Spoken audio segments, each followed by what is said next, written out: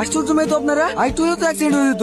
আসলে আমার এই বান্ধবীটার মাথায় একটু সমস্যা আছে তো, তাই বাড়ি থেকে পালিয়ে যাচ্ছিল। ওকে ধরার জন্য পিছু পিছু আসছিলাম। কিন্তু দেখে তো মনে হচ্ছে না এর মাথায় সমস্যা আছে। আরে ললিতা বুবু, তুমি কবে এসছো আমাদের বাড়ি? আমি তোমার গায়ে একটু কামড়ে দেবো।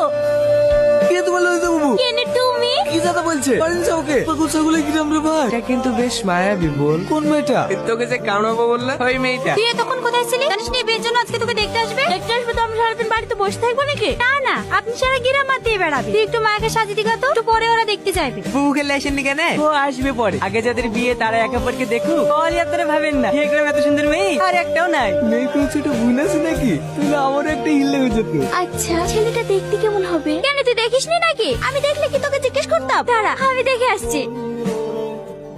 কি রে, কি হয়েছে? তুই যাদের সামনে পাগলের অভিনয় করলি নি, ওরাই তোকে দেখতে এসছে। এখন কি করব? আমি কি করে বলবো? তুই থাক, আমি বাড়ি যাই। তোর জন্য তো আমি পাগল সাজলাম। তুই আমাকে এখন একা রেখে বাড়ি চলে যাবি? কিছু একটা কর না প্লিজ। মায়াকে লিয়ে আয় মা। আসসালামু আলাইকুম। এত বড় করে ঘুমটা দিলে মুখটা দেখবি কি করি? ঘুমটা তুলো মা। আমি মনে হয় লজ্জা পাইছে, আমি ঘুমটা তুলে দিছি।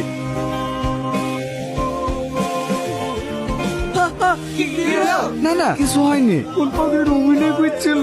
মাশাআল্লাহ, আমি সত্যি অনেক সুন্দর। যাও মা, তুমি ঘরে যাও। মেয়ে আমাদের খুব পছন্দ হয়েছে ভাই। তাহলে একটা শুভ দিন দেখি বীর কাজটা সেরে ফেলাই ভালো। জানিস আজি, ওর চোখে না এক অদ্ভুত মায়া, আর ওর হাসি আমার হাজারো কষ্ট ভুলিয়ে। প্রথম প্রথম প্রেম বললে মাথায় এভাবে গুলিয়ে যায়, বুঝলি?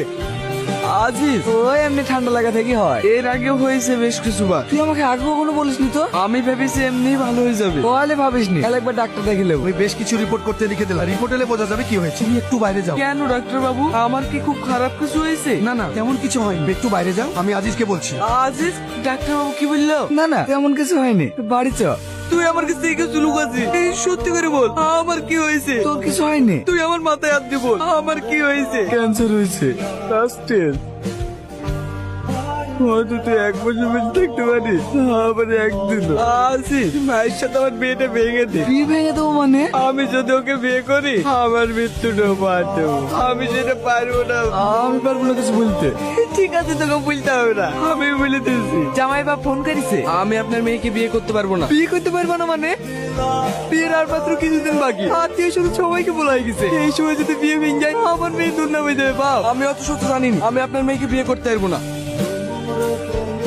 তুমি কি এতই খারাপ? বিয়েটা ভাগার আগে একবার আমাকে জানানোর প্রয়োজন মনে করলে না? আমার যা বলার আমি সেটা ফোনেই বলে দিয়েছি, তারপরেও তুমি কেন এখানে এসছো? বিয়ে যখন করবেই না, এত নাটক করার কি ছিল? এই তোমার ভালোবাসা। শুনেছিলাম মানুষের জীবনে সত্যিকারের ভালোবাসা একবারই হয়, ও আমারও হয়েছিল। কিন্তু আমার ভালোবাসার মানুষটাই ভুল ছিল। একটিবার আমাকে বলতে পারতে, এতটা স্বার্থপর তুমি। একবার চোখ খুলো,